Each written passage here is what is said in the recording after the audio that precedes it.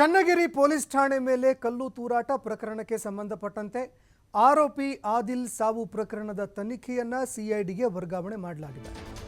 Davanagere police ವರಿಷ್ಠಾಧಿಕಾರಿ ಉಮಾ ಪ್ರಶಾಂತ್ ಇದಕ್ಕೆ ಸಂಬಂಧಪಟ್ಟಂತೆ ಹೇಳಿಕೆ ಕೊಟ್ಟಿದ್ದಾರೆ. ಆರೋಪಿ ಆದಿಲ್ ಸಾವು ಪ್ರಕರಣದ ತನಿಖೆಯನ್ನ ಸಿಐಡಿಗೆ ವರ್ಗಾವಣೆ ಮಾಡಲಾಗಿದೆ.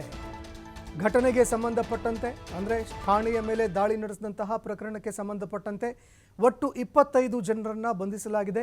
ನ್ಯಾಯಾಂಗ ಬಂಧನದಲ್ಲಿ ಇರುವಂತಹ ಬಂಧಿತ ಆರೋಪಿಗಳನ್ನು ವಿಚಾರಣೆ ಕೂಡ ಮಾಡಲಾಗ್ತಾ ಇದೆ. ಇನ್ನು ಬಂಧನವಾಗಿರುವವರ ಮೇಲೆ ಯಾವುದೇ ಹಳೆಯ ಕೇಸ್ಗಳು ಇಲ್ಲ. ಬಂಧಿತರ ಮೇಲೆ IPC 353, 307ರ ಅನ್ವಯ ಪ್ರಕರಣಗಳು ದಾಖಲಾಗಿದ್ದಾವೆ ಅಂತ ಮಾಹಿತಿ ಕೊಟ್ಟಿದ್ದಾರೆ. ಇದುವರೆಗೂ ನಿನ್ನೆ ನಡೆದಂತಹ ಚನ್ನಗಿರಿ ಪ್ರಕರಣದಲ್ಲಿ ನಾವು 25 ಜನರನ್ನ ಅರೆಸ್ಟ್ ಮಾಡಿದ್ದೀವಿ. ಈಗಾಗಲೇ ನ್ಯಾಯಾಂಗ ಬಂಧನಕ್ಕೆ ಕೂಡ ಒಪ್ಪಿಸಲಾಗಿದೆ. ಇಲ್ಲ, ಹಳೆ ಕೇಸಲ್ಲಿ ಇದ್ದವ್ರ ಥರದ್ದು ಯಾರೂ ಇಲ್ಲ.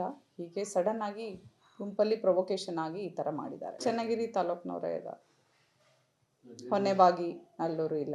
ನಾವು ಕರ್ಕೊಂಡು ಬಂದಿರೋರು ಎಲ್ಲರೂ ಕೂಡ ಇಲ್ಲೇ ನಮ್ಮ ಚನ್ನಗಿರಿ ಅಕ್ಕಪಕ್ಕದೂರವರೇ ಇದ್ದಾರೆ. ಅದು ಈಗ ನೆಕ್ಸ್ಟ್ CID ತನಿಖೆಗೆ ಹೋಗ್ತದೆ. ಅವ್ರು ಬಂದು ಫರ್ದರ್ ಇನ್ವೆಸ್ಟಿಗೇಷನ್ ಮಾಡ್ತಾರೆ.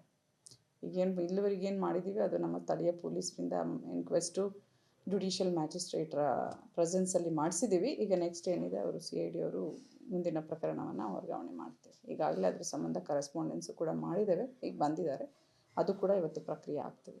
ಕೇಸಸ್ ಆಲ್ರೆಡಿ ನೆನ್ನೆನೇ ಮಾಡಿದ್ದೀವಿ.